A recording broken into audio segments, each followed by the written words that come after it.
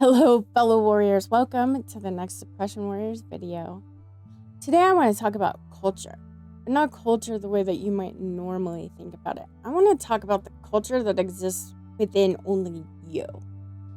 So we know that culture includes beliefs, perceptions, knowledge, attitude, and behaviors of an entire society of people, right? Big groups of people. And these ideas of living are passed down from generation to generation, and generally within that society are accepted as fact, as truth, as what is best by that group of people. But what is interesting when trying to live your authentic life and to heal from depression is this culture that exists within only you. It's much like the society, the cultures that exist in societies in that bigger aspect. But this culture within you is made up of these different parts of you. And they all contribute to how you believe, think, act, and see the world. It's this culture within you, made up of these parts of yourself, that determine how you see yourself, how you see reality, and determine the role that you're meant to play within that reality. So to fully heal from the damaging effects of depression and to really learn to love and accept yourself requires getting to know yourself. And that means getting to know these parts of yourself, these parts that are currently determining how you're supposed to see yourself, how you're supposed to see the world, and how you're supposed to think, act, and behave within the world. So you can stop listening to the ones that want to hold you back, the parts that are keeping you down. And instead, you can begin to nurture and give a voice to the parts that want to lift you up and help you find success and happiness. But first, we need to get to know them.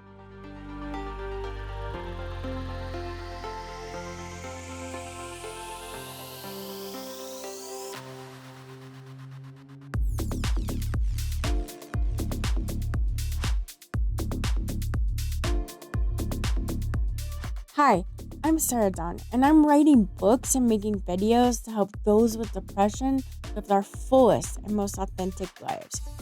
If you're interested in content like this, now would be a great time to subscribe and hit that little bell button so you can be notified of future videos.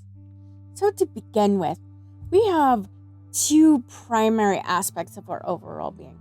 There's our light side and there's our shadow side. And then along the course of our lifetimes, with our experiences and the people we've interacted with, and what we've been told and heard, these other parts of ourselves have developed and come to have certain beliefs and to behave in certain ways.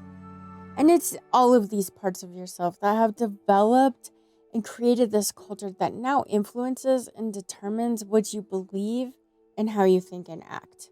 So what's really important to know is that all the critical, negative, and even mean sides of yourself, there are also balancing that out, very nurturing, loving, and caring sides. There's always balance and always a choice to embrace the other side or these other parts of yourself.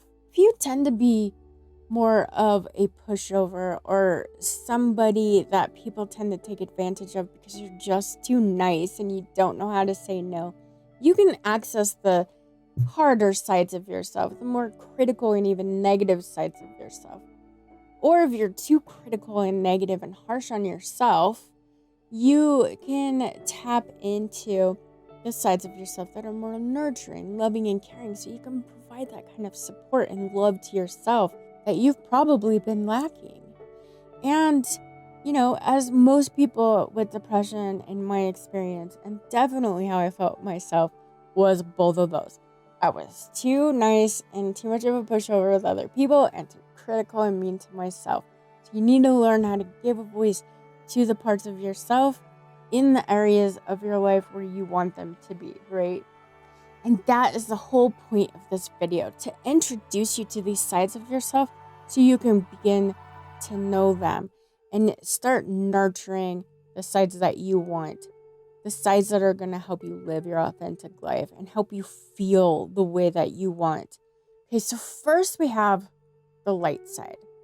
This is a side of you that shines and radiates with truth and love. It's like your soul. It's your authentic self. It's your joy, your love, your freedom. It's your inner peace. It's personal freedom. It's the freedom to just be who you are and to have these aspects of yourself and to accept it and just be okay with it. It's the you that you're unashamed of and the you that you're happy with. And this is where in your light you keep aspects of your past, events in your past, parts of your personality, accomplishments that you've had, things that you love, things that you want to embrace and accept about yourself. You keep them in the light because you want to shine that light on them and let everybody see these parts of yourself. So you're here for a reason. You're here for a purpose.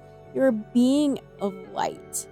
And this light is what shines with your purpose and with the perfection that is you.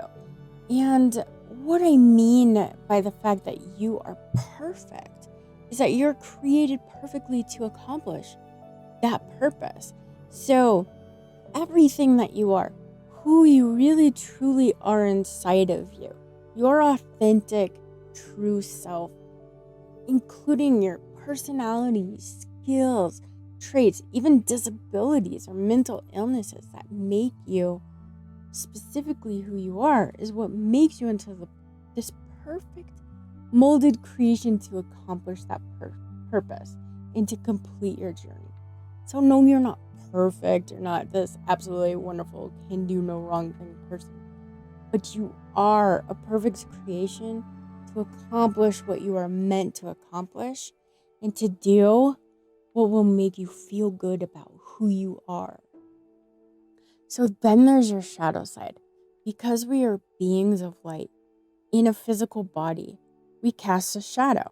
Light on something solid casts a shadow, right? So our physical bodies create this balance of the light and of the shadow. The shadow is not bad. It's not a negative side. It's a side where we put things that we want to forget about. Feelings, past events, some of those personality traits, memories, all those sorts of things that we just don't want to remember. We don't want to accept about ourselves. We put them in the shadow and forget about them, like an oubliette. It's a place to put things to forget about. And this isn't a bad thing. This is really what enables us in this lifetime to have free will. We have the choice to say, these are the parts of my personality that I want to put in my light. I want to shine the light on. This is the person I want to be. And these other traits and these other things that I may be capable of, I have the choice of putting them in my shadow and basically forgetting about them. And that is how we choose to be who we want to be in this life. We can choose to be evil and hurt other people, or we can choose to be loving beings of light that try to shed love and happiness on the world. That's our choice. That's our free will. And it's our decision to make. The shadow side is what gives us the ability to do that. It gives us that free will. So that's all the shadow side is. It's just the darker side where we can put things that we don't want. The parts of us that we don't want. So where it starts to become a problem is any feelings and thoughts that we try to resist or ignore. We tend to put those in the shadow. We don't want to have those feelings. So we try and put them in the shadow and try to forget about them and pretend like they don't exist. We'll get more on that in a minute. It tends to not work. And the other thing that creates problems is that especially those with depression, anxiety, low self-esteem, other mental, illnesses or those types of things, we tend to put good things in our shadow. So if you grew up, especially if you weren't really supported, or you grew up in a culture that didn't support personality traits or your skills or your talents, and maybe you were discouraged from doing those things, in order to fit in, you would have put those things in your shadow and tried to forget about them and pretend like they weren't part of you, and instead tried to force yourself into this mold of what you should be.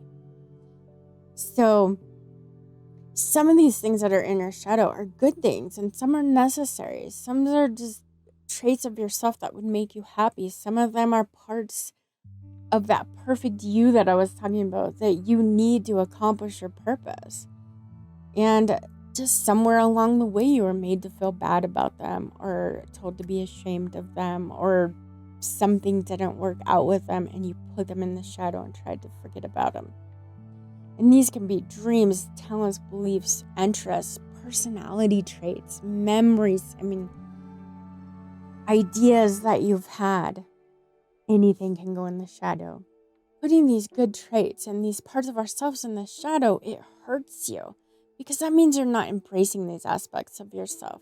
You're not able to be your true and authentic self. You're not really able to make that free will choice that the shadow is actually there to help you make, because somewhere along the line in your lifetime, other people made these choices for you, influenced by societies, our families, teachers, schools, all of churches, all of that stuff has influenced us and kind of taken a bit of that free will away.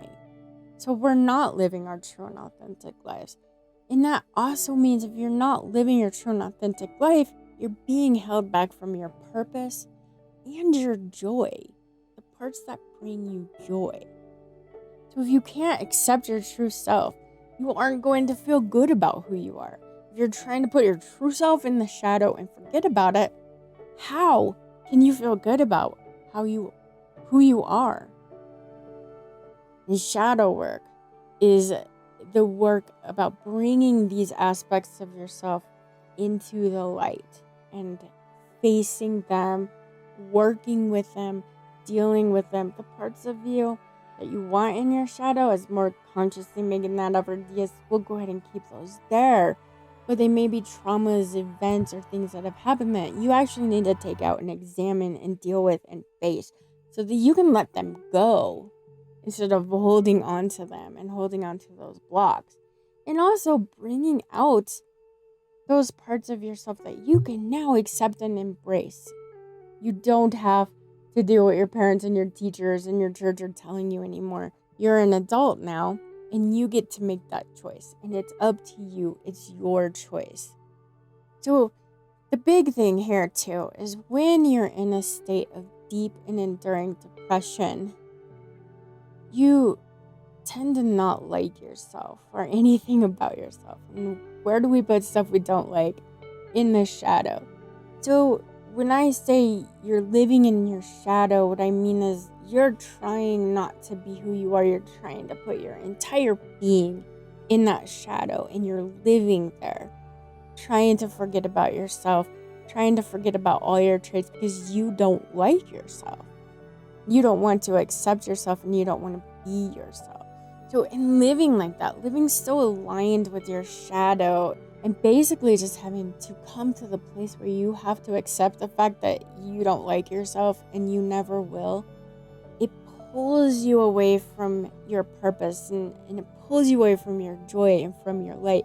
And it can pull you so far away from it that you no longer realize that it exists. You no longer realize or comprehend that there is actually another side of you. There is another choice. Instead, you're just stuck. You're stuck in that dark depression, in that shadow. You completely forget that there is possibility for hope, for love, and for happiness. You forget that you may possibly be deserving and worth it. It also becomes your safe place. Once you're in your shadow and you've been in there for a long time, it can be scary to come out of it. Very uncomfortable and scary and confusing and disorienting to not be in that shadow. What does it mean to be happy, to be successful? What does that actually mean? And it's going to really make you feel like it can't last, it's not true, it must be fake. But what is actually fake is what you're believing and seeing and thinking while you're living aligned with your shadow. Those are the illusions. Those are the lies. Those are the ideas and beliefs that you have that are trying to make you be something different than you are. And the truth is that you're a being of love, a being of light, and you are deserving of happiness. You are deserving of love. You deserve to follow your purpose and find joy in life. So another part of you that's really important to know is your inner child. So you may or may not have heard of your inner child. It's a fairly common thing. But either way, whether you've heard about it or not, your inner child is a very significant part of you, and it plays a huge role in your depression, including how intense your depression is, a lot of the things that you say to yourself, and how well you cope with the feelings that come up while in a state of depression, or how well you cope with feelings in general. It comes down to your inner child. So it's basically the childlike, innocent, and dependent part of us that craves love, attention, and validation. And you know this part of you very well. When you have like a really good time and you just let loose and just with abandon enjoy yourself, or when you get so angry that you're completely out of control, it almost feels like your brain is just watching you be angry and out of control and saying to you things that you don't want to do. Or when you just start crying and sobbing like a baby. It happens in those moments where you feel like you've lost control of your emotions, when it feels like your emotions have taken over, good or bad. It's like your logical, rational mind takes a back seat and your inner child comes out. That's pretty much exactly what is happening, is your logical adult self just gets pushed out of the way, and this inner child, this child inside of you that was generally is going to be the age a lot of times around a significant trauma or a significant in your event in your life, is the age of this child. So it can be pretty young, and it comes out to deal with these emotions because the inner child holds on to our emotions. It holds on to all of those feelings that I was talking about before that you try to put in your shadow side, ones that you try to ignore, resist, or pretend that they don't exist. They don't just go into your shadow. They don't just go away. They're still there, and it's your inner child that deals with them, because a child, if you think about it, doesn't know how to process emotions, doesn't know what to do with them or how to get rid of them.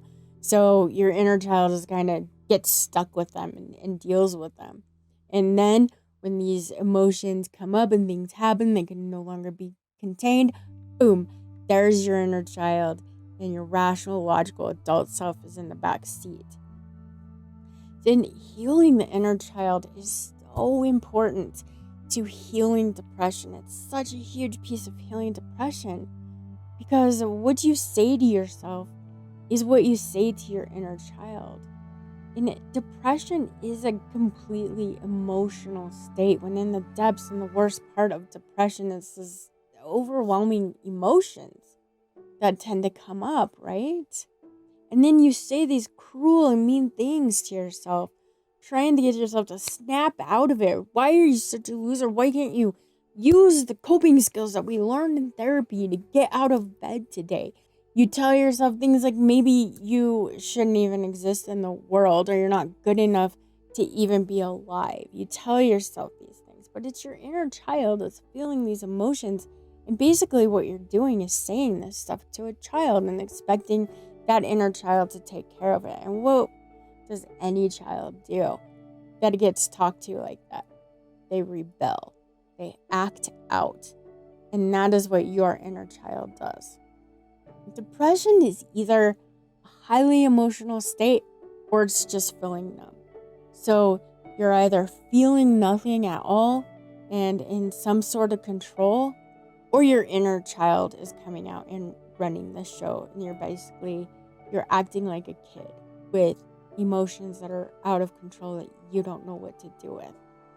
So you try to force yourself to deal with these overwhelming emotions by being critical and mean and cruel. What your inner child really needs in that moment is love and support and understanding. So inner child work is what they call healing and reparenting the inner child. So instead of beating yourself up for not being able to handle situations or not being able to handle life or, not being able to be good enough, instead you give your inner child the support and the love and acceptance that they need so that they don't take control of your emotions. They don't take care of your emotional states. They don't take over when you get depressed. That child instead can just kind of feel safe to go out and play, and then you handle the grown-up stuff. And you can bring in your rational mind and your skills and your coping skills and your changing your thoughts and your positive affirmations and all those things that that help you. When the inner child is out of the way, your adult self can implement those skills. But first, your inner child needs to feel safe. It needs to feel loved so they can just basically go out and play. So then you also have your inner parents. To go with your inner child, you also have your inner parents. And you have two inner parents. One is your critical inner parent, and one is going to be your nurturing inner parent. Whichever parent is most dominant within you is probably most like your actual parents. Whichever parent was most powerful, prevalent in your life and significant in your life, how they parented you is probably the parent that's going to be most dominant within you too. And this is really important to know for when you have kids. If you've had kids or you want to have kids or you are a parent right now, that dominant parent is going to come out with your children too. So ideally, you want a very good balance between these two parents, or you want to lean more to the nurturing side. But when it comes to depression, these parents are going to determine how you treat yourself, and especially how you treat yourself when something doesn't quite go right out into the world. So you go out into the world and something goes wrong. How are you going to deal with that? How are you going to cope with that? Your inner parent is going to be, your inner supportive, nurturing parent is going to be loving and supportive and encouraging words to keep going. Hey, we all make mistakes. It's okay. You'll get them next time. Your critical parent is going to be the one that's more calling you the loser. Why can't you do anything right? Every time I trust you to do something, you screw it up. What's wrong with you? So the thing is, you're probably, in all honesty, a very caring, understanding, and loving person. When it comes to other people, you're probably nurturing and as sweet as can be. Your inner nurturing parent comes out to take care of others, to take care of those that you care about, right? You know what to say to them. You know how you wouldn't want to feel. Even if your dominant inner parent is a critical one, you still know how to bring out that nurturing, loving parent, because that's how you treat other people, right? But when it comes to you, when it comes to yourself, it's the critical, overprotective, over-demanding, aggressive parent that comes out to deal with you. And that's not really fair, is it? The next part we have is the ego. The ego is this very human side of ourselves, and it is developed over years, over the course of your lifetime. And it likes to be in charge. It likes to be in control. It thinks it knows everything. It understands everything.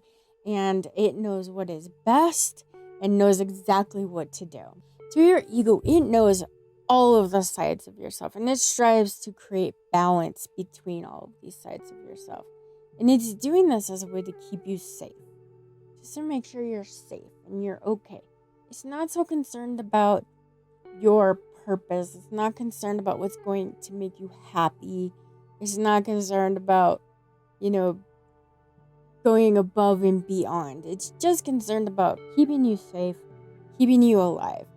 And so, since the ego is so concerned about safety, it often operates out of anxiety and fear and a mentality of lack and doubt, right? Because it is so afraid of what could happen that it keeps you right where you are.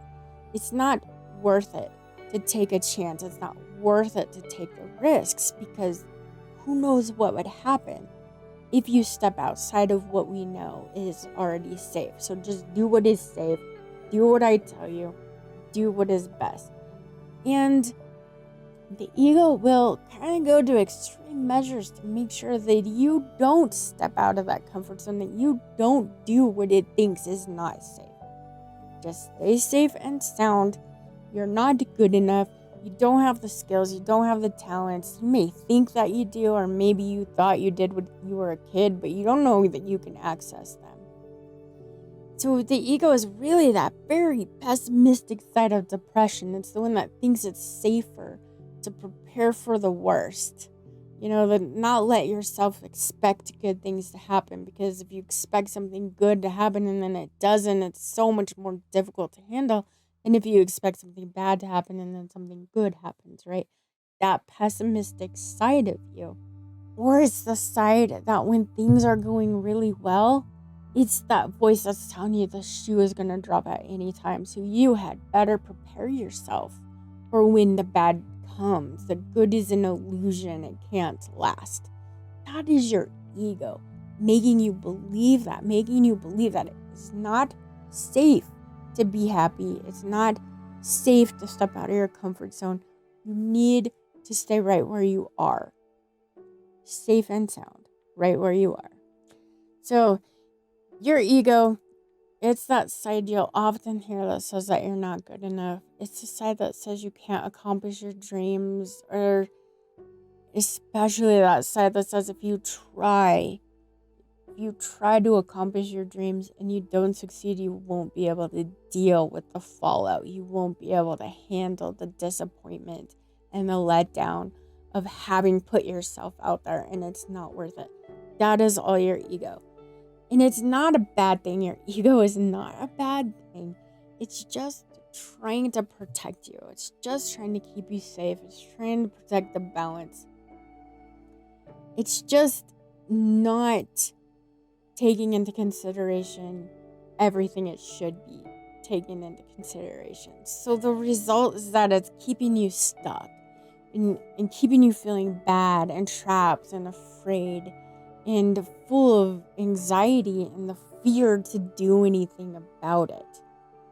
And that is what the ego wants. That's what it wants you to do, is be afraid to do anything else, to feel too much doubt and too much fear to take a step and try to make a change, because the ego itself is afraid of what could happen. And it's just here to keep you alive and safe, and that is all that matters. So don't go rocking the boat and making things worse.